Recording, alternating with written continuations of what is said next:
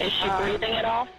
I don't know. I don't want to touch her. I don't know how to touch her. I don't want to touch her. In the fall of 2008, 3 men killed victims at random. This was a call to dispatch showing the panic in Omaha as people tried to figure out what was happening in our community. Now, one of those young men could get a new chance at life. He was just 15 when he went on that shooting spree. A judge sentenced the teen to life without parole. Now 23 years old, Juan Castaneda is being resentenced because of a 2012 Supreme Court ruling.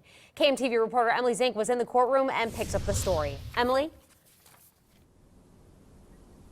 Today, Castaneda was resentenced to 105 to 125 years behind bars, meaning with his time he's already served, he'll be parole eligible in about 45 years.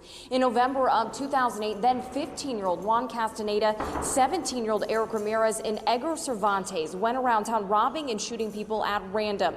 Castaneda pulled the victims from their cars and Ramirez shot them. 2 people died, another was injured.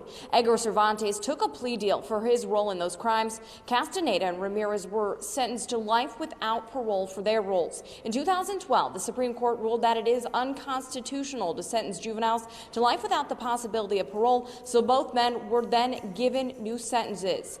Coming up at 6 o'clock, hear from one of those victims' fathers. Now he says it's extremely difficult to have to relive this case yet again.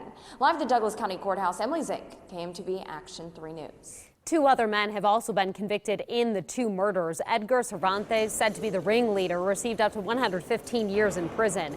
Eric Ramirez, who pulled the trigger and killed the victims, was also a juvenile when convicted. A judge sentenced him to 2 life sentences because of the Supreme Court ruling. He will also be resentenced. As for the victims, Luis Fernando Silva and Terry Glinsman, who you see here, both died. The gunman shot Silva outside his home at 15th and Dorcas. They shot Glinsman near 52nd and Leavenworth as she left work that night. She was just 27 years old, an innocent victim. Police say neither victim knew the men who killed them.